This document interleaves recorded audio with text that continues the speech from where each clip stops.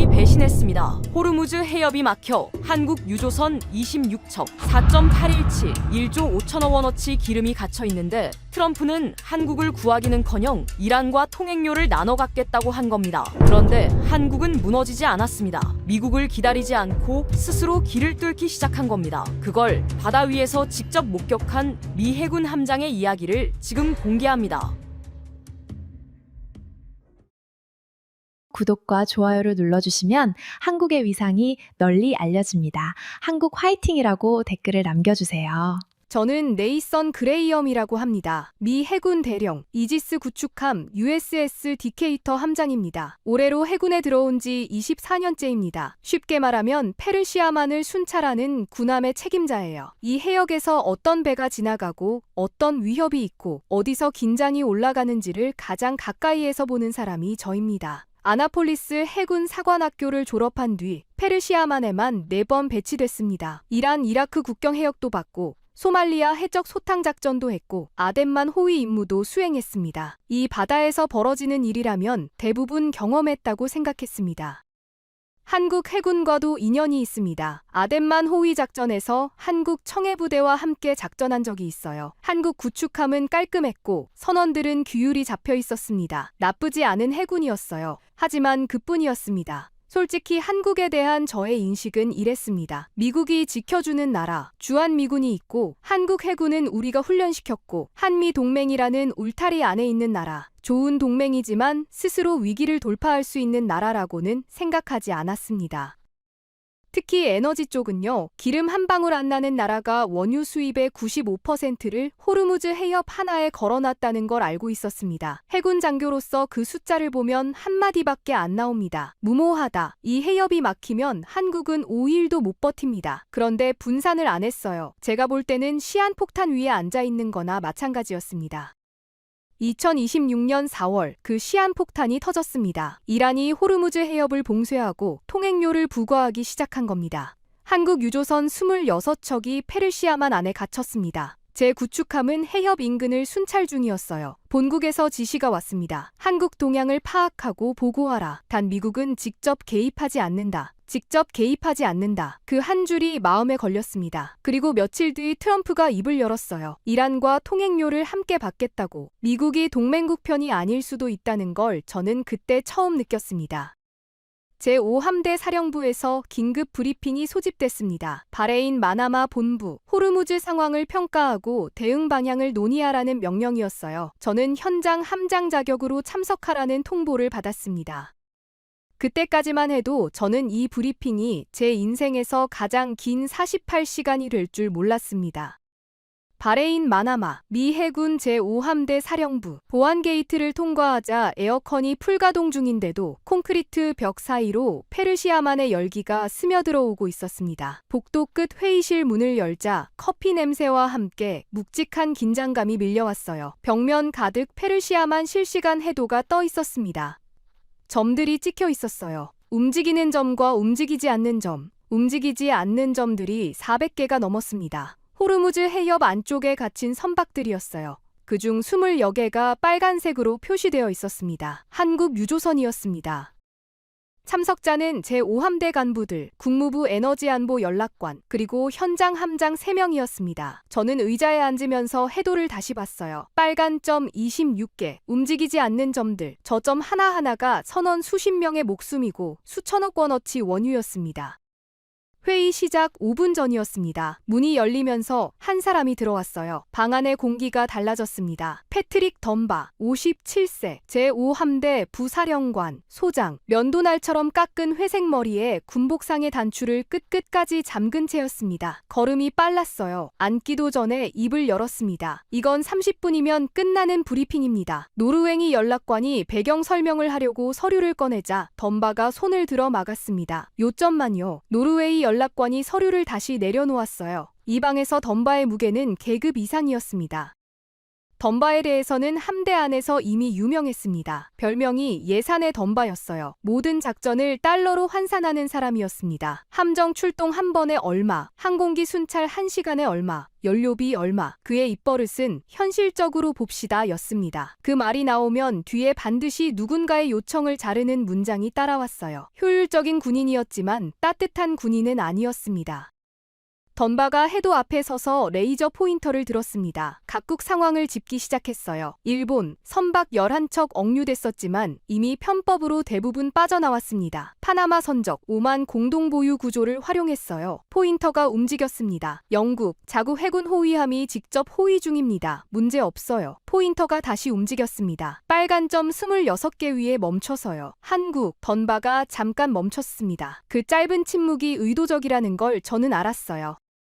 아직 26척 전부 묶여 있습니다. 덤바가 슬라이드를 넘겼습니다. 한국 해양 역량 평가표가 나왔어요. 현실적으로 봅시다. 한국은 이 해역에 자체 전력이 없습니다. 청해부대 구축함 한 척이 아덴만에 있지만 그건 해적 작전용이에요. 호르무즈 봉쇄에 대응할 수 있는 전력이 아닙니다. 그가 포인터를 내려놓았어요. 한국은 나토가 아닙니다. 상호 방위 조약은 한반도에 적용되지 이 해역에는 적용되지 않아요. 국무부 연락관이 고개를 끄덕였습니다. 트럼프 행정부도 직접 개입 의사가 없습니다. 덤바가 해도를 한 번 더 봤습니다. 빨간 점들을 가리키며 말했어요. 유감이지만 이게 현실입니다. 한국은 미국 없이는 이 위기를 넘길 수 없는 나라예요. 그리고 미국이 나설 이유도 지금은 없습니다. 마지막으로 회의실을 둘러보며 덧붙였습니다. 한국이 자체적으로 해결하도록 지켜보는 것이 현재로서는 가장 현실적인 선택입니다. 회의실에서 반박하는 사람이 없었습니다. 다른 함장 한 명이 자원이 부족한 건 사실입니다 라고 했고 국무부 연락관은 외교적으로도 민감한 시점이라고 동조했어요. 방 전체가 덤바의 결론을 받아들이는 분위기였습니다.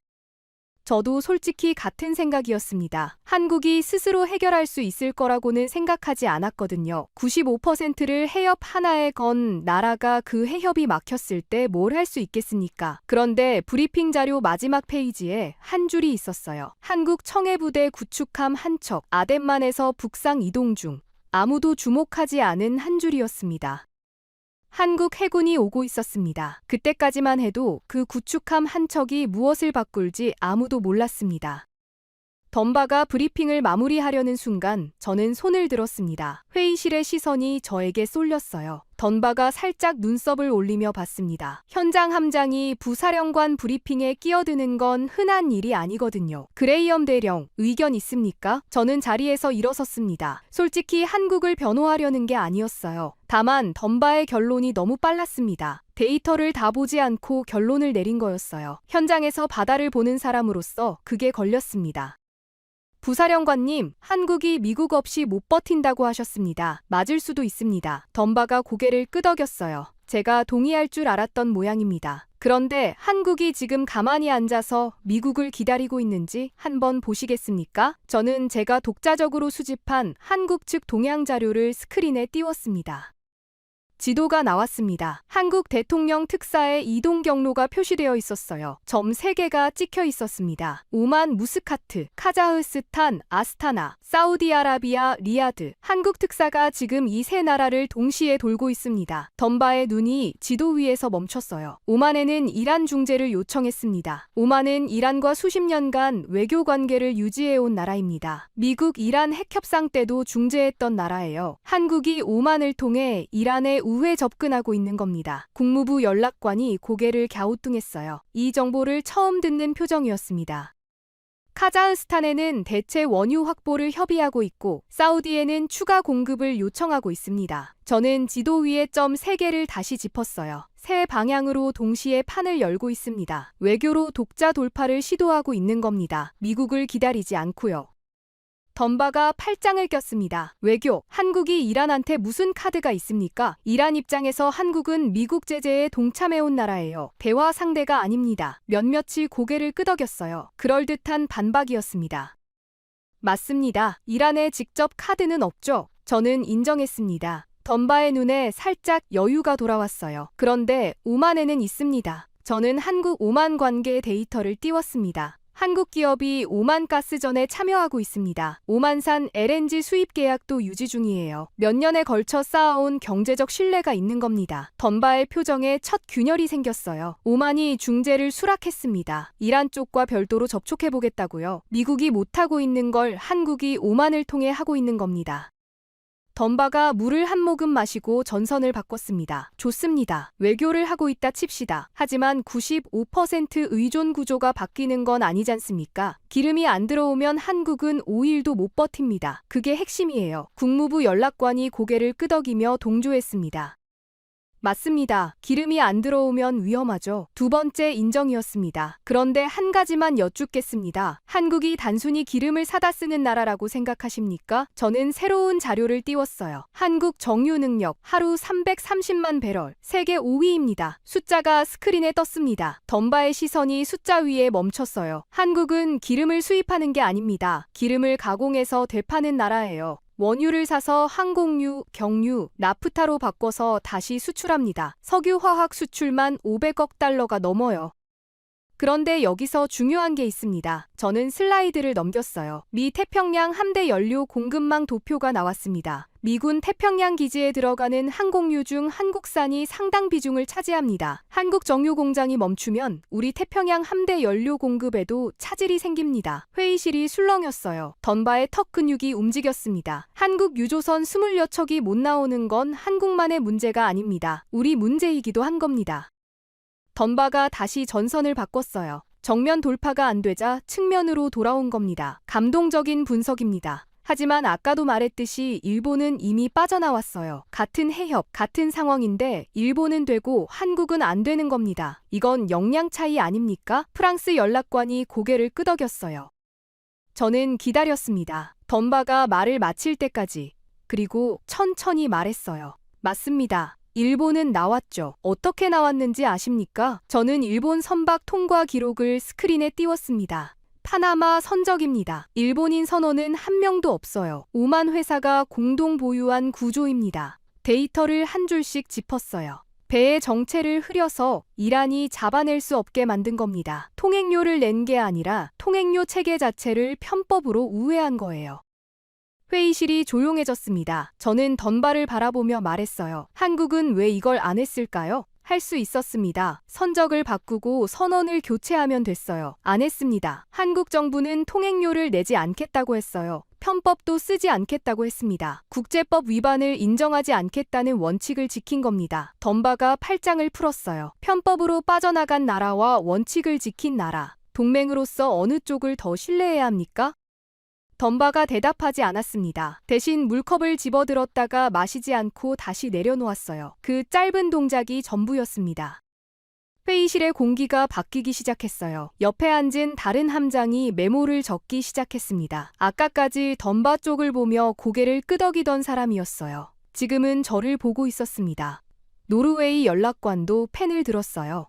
국무부 연락관은 고개를 숙인 채 뭔가를 적고 있었습니다. 던바 옆에 앉은 참모가 슬쩍 태블릿을 넘기고 있었어요. 한국 청해부대 이동 경로를 확인하고 있는 거였습니다. 부사령관 모르게 자기만의 계산을 하고 있었어요. 그리고 해도 위에서 점 하나가 계속 움직이고 있었습니다. 충무공 이순신함 아덴만에서 페르시아만을 향해 미국을 기다리지 않고 한국이 스스로 오고 있었습니다. 던바가 30분 휴식을 선언했습니다. 회의실 문을 나서자 복도의 에어컨 바람이 얼굴을 쳤어요. 그런데도 더웠습니다. 바레인의 열기는 콘크리트 벽을 뚫고 들어오거든요. 저는 사령부 밖 부두로 나갔습니다. 밤이었어요. 페르시아만 위로 습한 바람이 올라왔습니다. 디젤 냄새에 소금 냄새가 섞여 있었어요. 부두에 정박한 미 해군 순양함의 실루엣이 어둠 속에 묵직하게 서 있었습니다. 그 너머로 수평선 위에 불빛들이 보였어요. 유조선들이었습니다. 움직이지 않는 불빛들. 저 불빛 중에 한국배 26척이 있었습니다.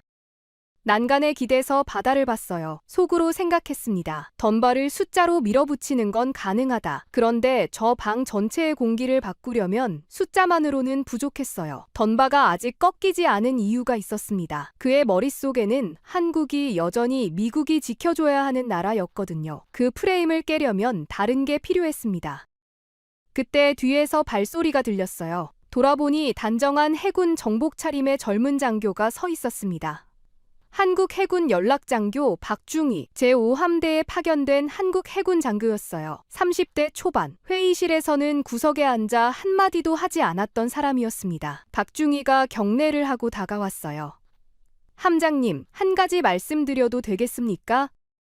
말해보게. 박중희가 잠깐 망설였어요. 그리고 말했습니다. 지금 억류된 유조선 중 한 척의 선장이 저희 아버지 기수입니다. 해군 사관학교 27기 전역 후 상선 선장이 된 분이에요. 저는 박중희를 봤어요. 그의 표정은 담담했지만 목소리에 미세한 떨림이 있었습니다. 그 선장님과 무선 교신이 가능합니다.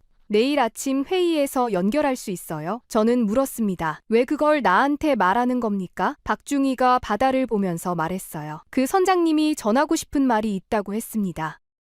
전하고 싶은 말. 저는 그 말의 무게를 생각했어요. 페르시아만 45도 선내에서 3주째 버티고 있는 사람이 전하고 싶은 말이 뭘까?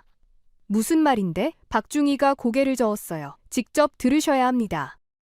부두 난간 위로 바람이 지나갔습니다. 저 멀리 움직이지 않는 불빛들이 수면 위에서 흔들리고 있었어요. 그리고 그 불빛들 사이 어딘가에서 점 하나가 다가오고 있었습니다. 충무공 이순신함. 아직 보이지 않았지만 오고 있었어요. 진짜 이야기는 이제부터였습니다. 다음 날 아침, 회의 이틀째가 시작됐습니다. 회의실 분위기가 어제와 달랐어요. 덤바는 같은 자리에 앉아 있었지만 팔짱을 끼고 있었습니다. 방어적인 자세였어요. 반면 옆에 앉은 다른 함장은 노트를 펼쳐놓고 있었고 노르웨이 연락관은 어제보다 의자를 앞으로 당겨 앉아 있었습니다. 해도 위에서 점 하나가 어제보다 위쪽에 찍혀 있었어요. 충무공 이순신함, 밤새 이동한 겁니다. 의장이 발언권을 저에게 넘겼습니다. 저는 새로운 자료를 스크린에 띄웠어요. 부사령관님, 어제 한국이 위기에서 못 버틴다고 하셨습니다. 한국이 위기에서 어떻게 행동하는 나라인지 데이터를 보시겠습니까? 던바가 눈썹을 올렸지만 말리지는 않았어요. 첫 번째 슬라이드. 1997년 IMF 외환 위기. 한국이 국가부도 직전에 몰렸을 때 국민들이 뭘 했는지 아십니까? 집에 있는 금을 들고 나왔습니다. 금반지, 금목걸이, 돌반지까지 350만 명이 참여해서 227톤의 금을 모았어요. 국가 빚을 갚기 위해 국민이 자기 재산을 내놓은 겁니다. 회의실이 조용해졌어요. IMF 구제 금융 상환 기한이 3년이었습니다. 한국은 2년 만에 다 갚았어요. 두 번째 슬라이드. 2020년 코로나. 세계가 봉쇄됐을 때 한국은 2주 만에 진단키트를 개발해서 대량 생산에 들어갔습니다. 그리고 그걸 100개국 이상에 수출했어요. 자기네가 쓰고도 남아서 세계에 판 겁니다. 던바의 턱 근육이 미세하게 움직였어요. 세 번째 슬라이드. 정유산업. 그리고 이건 위기가 아니라 60년의 역사입니다. 스크린에 흑백 사진이 떴어요. 1964년 울산 정유공장 기공식 사진이었습니다. 허벌판에 삽을 든 사람들이 서 있었어요. 기름 한 방울 안 나는 나라가 1964년에 정유공장 첫 삽을 떴습니다. 맨 땅이었어요. 기술도 없었고 돈도 없었습니다. 외국에서 설비를 들여오고 사람을 보내서 기술을 배워왔어요. 슬라이드를 넘겼습니다. 60년이 지난 지금 한국 정유 능력은 하루 330만 배럴, 세계 5위입니다. 기름이 한 방울도 나지 않는 나라가 세계에서 5번째로 기름을 잘 가공하는 나라가 된 겁니다. 국무부 연락관이 메모를 적기 시작했어요. 이 나라는 위기 때 무너지는 나라가 아닙니다. 위기든 평시든 맨손으로 길을 만드는 나라예요. 던바가 끼어들었습니다. 과거 사례가 지금을 보장하지 않습니다. IMF는 금융이고 코로나는 의료예요. 정유공장은 산업이고 지금은 군사 봉쇄입니다. 다른 문제예요. 날카로운 반박이었어요. 국무부 연락관이 고개를 끄덕였습니다. 맞습니다. 다른 문제죠. 저는 인정했어요. 그래서 지금 벌어지고 있는 걸 보시라는 겁니다. 저는 슬라이드를 넘겼어요. 그리고 한 가지를 더 꺼냈습니다. 이걸 꺼내야 할지 어젯밤 내내 고민했어요. 미국 현직 대통령의 발언을 회의실에서 문제 삼는 건 위험한 일이거든요. 하지만 빠뜨릴 수 없었습니다. 부사령관님, 어제 트럼프 대통령이 뭐라고 했는지 아십니까? 회의실이 긴장했어요. 군인이 회의실에서 현직 대통령 이름을 꺼내는 건 흔한 일이 아닙니다. 스크린에 뉴스 발언문을 띄웠어요. 미국이 호르무즈 통행료를 이란과 함께 받는 건 어떻습니까? 트럼프의 원문 그대로였습니다. 회의실이 술렁였어요. 던바의 얼굴이 굳었습니다. 어제까지 이란을 폭격하던 나라가 오늘 이란과 요금소를 같이 운영하겠다고 한 겁니다. 저는 천천히 말했어요. 이란은 이 통행료를 전략 자산으로 격상시켰습니다. 핵 프로그램만큼 중요한 카드로 쓰겠다는 거예요. 그런데 미국이 거기에 편승하려 하고 있습니다. 던바가 반격했어요. 얼굴이 붉어진 채로. 대통령 발언은 협상 전략입니다. 이란을 테이블로 끌어내기 위한 압박이에요. 본질은 다릅니다. 그럴듯했어요. 국무부 연락관이 빠르게 고개를 끄덕였습니다. 자기네 대통령을 감싸야 하는 자리니까요. 맞습니다. 협상 전략일 수 있죠. 저는 인정했어요. 네 번째 인정이었습니다. 그런데 그 협상 전략 때문에 지금 동맹국 선박 26척이 갇혀 있는 겁니다. 전략이 뭐든 현장에서 벌어지는 일은 같아요. 던바의 입이 열렸다가 닫혔어요. 한국은 그 전략을 기다리지 않았습니다. 통행료를 내면 나올 수 있었어요. 안 냈습니다. 편법도 쓰지 않았어요. 국제법 위반을 인정하지 않겠다는 원칙을 지킨 겁니다. 저는 던바를 바라봤어요. 솔직히 묻겠습니다. 지금 원칙을 지키고 있는 건 미국입니까? 한국입니까? 회의실이 완전히 조용해졌습니다. 형광등에 윙하는 소리만 들렸어요. 던바가 물컵을 집어들었다가 다시 내려놓았습니다. 국무부 연락관이 시선을 떨어뜨렸어요. 저는 마지막 슬라이드를 띄웠습니다. 세계 해역 지도가 나왔어요. 한 가지 더 보시겠습니다. 호르무즈의 빨간 점, 그리고 말라카 해협, 바부열만데브 해협, 대만 해협에 점선이 이어졌어요. 호르무즈에서 통행료가 선례가 되면 다음은 어디겠습니까? 말라카에서 중국이 같은 걸 합니다. 바부엘만데브에서 후티가 합니다. 대만 해협에서 중국이 합니다. 던바의 시선이 대만 해협 위에서 멈췄어요. 태평양 담당 군인에게 대만 해협은 가장 민감한 단어거든요.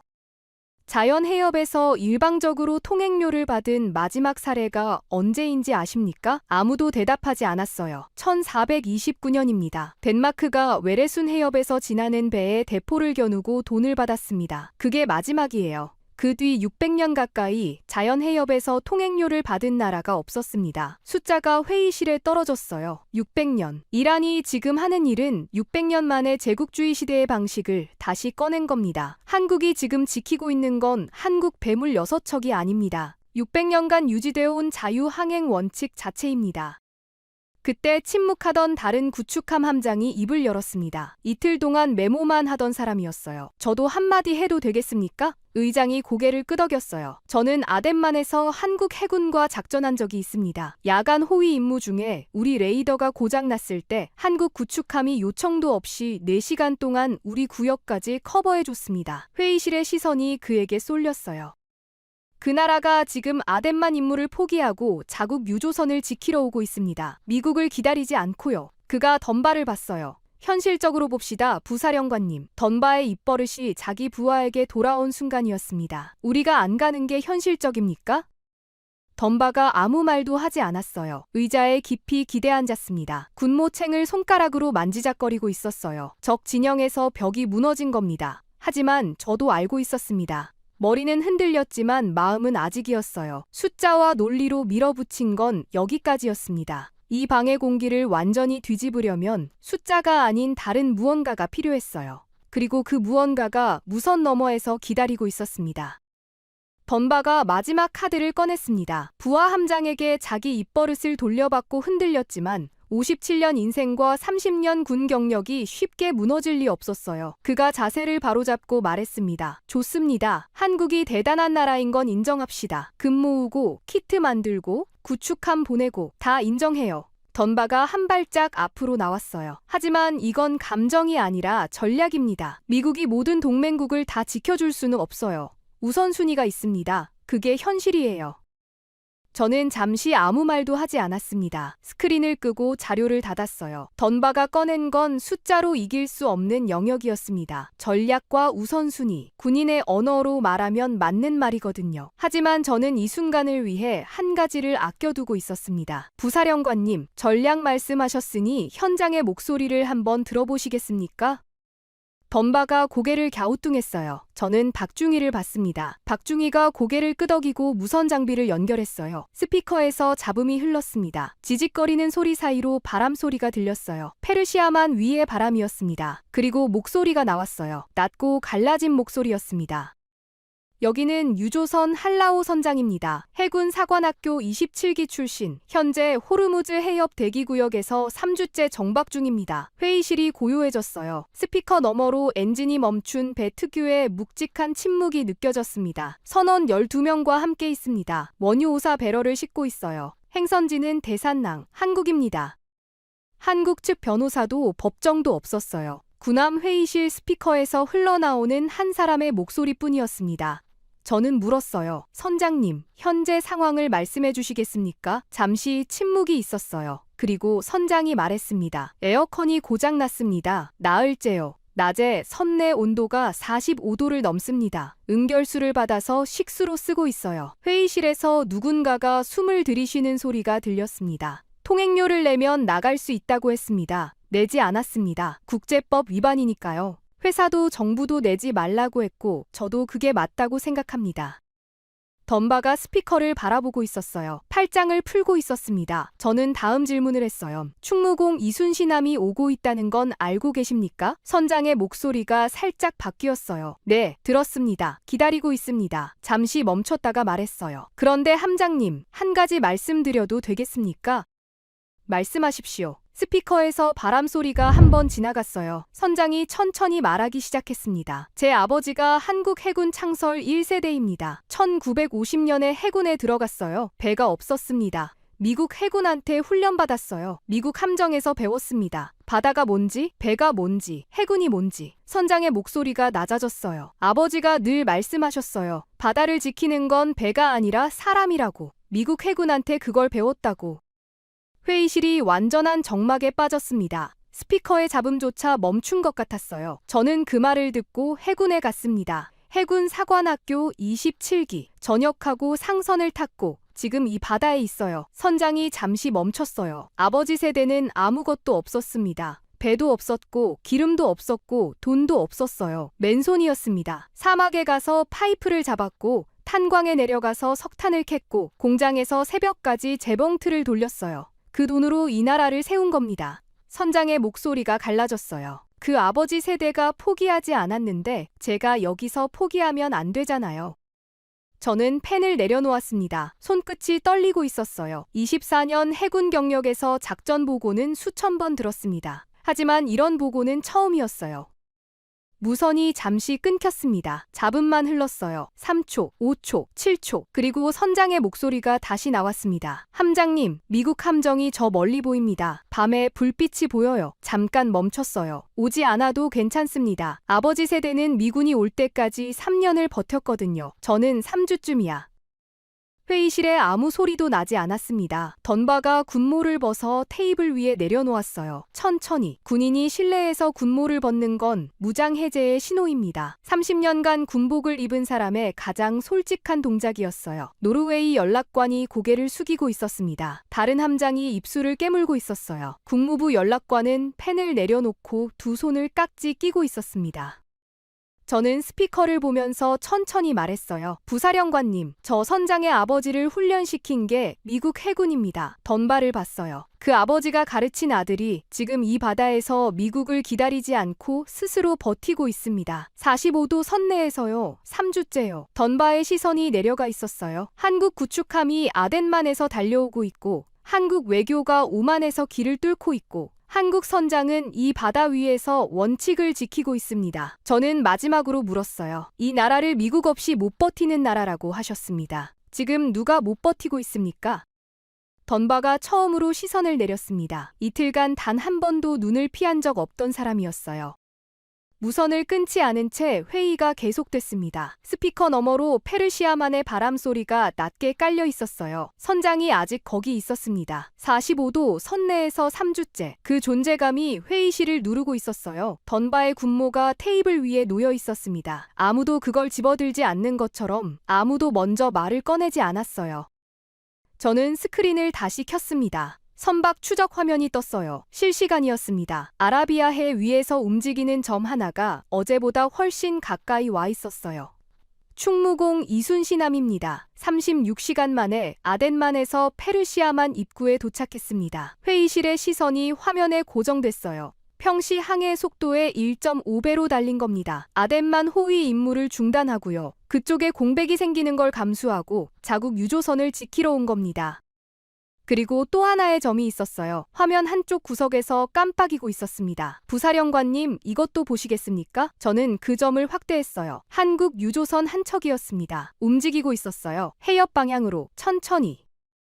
오만 중재가 통했습니다. 회의실이 술렁였어요. 한국이 오만에 요청한 이란 중재, 그게 첫 번째 결과를 냈습니다. 오만이 이란 측과 별도 접촉해서 개별 통과 허가를 받아낸 겁니다. 덤바가 화면을 봤어요.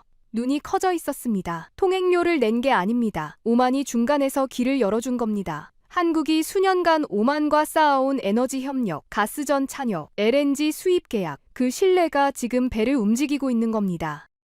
저는 화면을 가리켰어요. 보십시오. 외교로 길을 뚫고 해군으로 호위하고 선장은 현장에서 원칙을 지키며 버텼습니다. 세 방향이 동시에 맞물린 겁니다. 미국을 기다리지 않고요. 그때 다른 함장이 먼저 입을 열었습니다. 아덴만에서 한국 해군과 작전했다고 말했던 바로 그 사람이었어요. 저는 한국 구축함과 공동 호위 작전을 제안합니다. 충무공 이순신함이 도착하면 우리 함정과 합류시켜서 호위 구간을 나누는 겁니다. 덤바가 글을 봤어요. 자기 부하가 독자적으로 작전을 제안한 거였습니다. 노르웨이 연락관이 뒤를 이었어요. 노르서이도 참여하겠습니다. 호르무즈 자유항행은 노르웨이의 이해관계이기도 합니다. 그리고 국무부 연락관이 펜을 내려놓았어요. 이틀 동안 외교적으로 민감하다만 반복하던 사람이었습니다. 워싱턴에 보고하겠습니다. 한국과의 공동 대응이 필요하다는 의견을 올리겠습니다. 하나씩 넘어오고 있었어요. 회의실의 모든 시선이 덤바에게 향했습니다. 5초, 10초, 15초. 덤바가 테이블 위에 군모를 내려다봤어요. 집어들지 않았습니다. 항상 서서 말하던 사람이 의자에 앉은 채로 있었어요. 앞으로 기울어 상대를 압도하던 자세는 사라지고 등받이에 기대 있었습니다. 이틀 전 30분이면 끝나는 브리핑이라고 했던 사람이 지금은 한마디도 하지 못하고 있었어요. 저는 마지막 질문을 던졌습니다. 부사령관님, 어제 한국은 미국 없이 못 버틴다고 하셨습니다. 자체 해결 능력이 없다고요. 그리고 지켜보는 게 현실적이라고 하셨습니다. 덤바가 천천히 고개를 들었어요. 지금도 같은 생각이십니까? 덤바가 입을 열었습니다. 현실적으로 봅시다. 그의 입버릇이 나왔어요. 하지만 이번에는 뒤에 오는 문장이 달랐습니다. 2초, 3초. 내가 현실을 잘못 봤습니다. 입버릇이 처음으로 자기 자신을 향한 순간이었어요. 회의실에 아무 소리도 나지 않았습니다. 덤바가 천천히 군모를 집어들었습니다. 쓰지 않았어요. 손에 쥔 채로 일어섰습니다. 그리고 저를 봤어요. 그레이엄 대령. 예, 부사령관님. 덤바가 짧게 말했습니다. 그 선장한테 전해. 우리도 간다고. 군인의 방식이었어요. 긴 말이 필요 없었습니다. 저는 경례했습니다. 덤바가 받았어요. 그의 손이 미세하게 떨리고 있었지만 경례는 정확했습니다. 스피커에서 선장의 목소리가 들렸어요. 무선을 끊지 않았거든요. 선장이 다 듣고 있었습니다. 감사합니다. 그 두 마디뿐이었어요. 그런데 그 두 마디가 회의실을 가득 채웠습니다. 한국이 미국을 기다리지 않았습니다. 스스로 외교를 열고 스스로 해군을 보내고 스스로 원칙을 지켰습니다. 그런데 미국이 따라간 겁니다. 지켜줘야 할 나라가 아니었어요. 따라가야 할 나라였습니다. 회의가 끝난 뒤 저는 사령부를 나와 부두 끝으로 걸어갔습니다. 새벽이었어요. 페르시아만 동쪽 하늘이 붉어지기 시작하고 있었습니다. 습한 바람이 올라왔어요. 소금 냄새가 났습니다. 부두 난간에 두 손을 올려놓았어요. 철이 밤의 온기를 머금고 있었습니다. 차갑지도 뜨겁지도 않은 온도였어요. 수평선 위로 불빛들이 보였습니다. 며칠째 봐온 불빛들이었어요. 움직이지 않는 불빛들. 그런데 하나가 움직이고 있었습니다. 천천히 해협 방향으로. 한국 유조선이었어요. 오만 중재로 통과 허가를 받은 첫 번째 배. 통행료를 내지 않고 나온 배였습니다. 그 불빛을 한참 봤어요. 3주 동안 멈춰있던 점이 움직이기 시작한 겁니다. 원유를 싣고 한국을 향해. 뒤에서 발소리가 들렸습니다. 박중이었어요. 부두 끝까지 따라온 모양이었습니다. 나란히 서서 바다를 봤어요. 한참 아무 말이 없었습니다. 박중이가 먼저 입을 열었어요. 함장님, 선장님이 무선으로 한마디 더 하셨습니다. 함장님 나간 뒤에요. 저는 바다를 보면서 물었어요. 뭐라고 했나? 박중이가 잠깐 멈췄어요. 아버지한테 전화해야겠다고 하셨습니다. 저는 아무 말도 할 수 없었습니다. 난간 위에 올려놓은 손에 힘이 들어갔어요. 아버지한테 전화해야겠다. 45도 선내에서 3주를 버틴 사람이 미국이 오겠다는 말을 듣고 나서 가장 먼저 한 생각이 아버지였습니다. 미국 해군 함정에서 바다를 배운 그 아버지, 사막에서 파이프를 잡았던 그 세대의 아버지. 24년간 해군에 있으면서 수많은 나라의 해군을 봤습니다. 강한 해군도 봤고 장비 좋은 해군도 봤어요. 항공모함을 가진 해군도 봤고 핵잠수함을 운용하는 해군도 봤습니다. 하지만 아덴만 임무를 포기하고 자국 유조선을 지키러 달려오는 해군은 처음 봤어요. 45도 선내에서 3주를 버티며 원칙을 지키는 선장은 처음 봤습니다. 미국을 기다리지 않고 외교로 세 방향을 동시에 흐르는 나라는 처음 봤어요. 한국을 미국이 지켜주는 나라라고 생각했습니다. 24년 동안 그렇게 봤어요. 틀렸습니다. 이 나라는 스스로 길을 만드는 나라였습니다. 미국이 흔들릴 때, 미국이 배신할 때, 미국이 이란과 손잡으려 할 때, 한국은 무너지지 않았어요. 기다리지도 않았습니다. 스스로 외교를 열고, 스스로 군함을 보내고, 스스로 원칙을 지켰습니다. 그리고 결국 미국이 따라간 겁니다. 기름 한 방울 없는 나라가 바다를 포기하지 않았습니다. 600년 만에 다시 나타난 힘의 논리 앞에서 원칙을 지켰습니다. 그게 한국입니다. 그리고 그 한국을 만든 건 미국 함정에서 바다를 배운 창설 1세대 아버지와 사막에서 살이 붙는 철을 잡았던 용접공과 지하 1200m 탄광에서 석탄을 캤던 광부와 새벽 공장에서 재봉틀을 돌린 어머니들이었습니다. 우리가 잊어서는 안 될 사람들입니다. 동쪽 하늘이 더 밝아지고 있었어요. 움직이는 불빛이 조금 더 멀어졌습니다. 해협을 향해, 한국을 향해. 저는 그 불빛이 수평선 너머로 사라질 때까지 난간에서 손을 떼지 않았습니다. 대한민국은 지켜야 할 나라가 아닙니다. 함께 서야 할 나라입니다. 이 이야기가 울림이 있으셨다면 주변에 널리 공유해주세요. 더 많은 사람들이 대한민국의 이 이야기를 알았으면 좋겠습니다. 구독과 좋아요는 이 채널이 계속 한국의 이야기를 전하는 힘이 됩니다. 지금까지 감동 라이프였습니다. 감사합니다.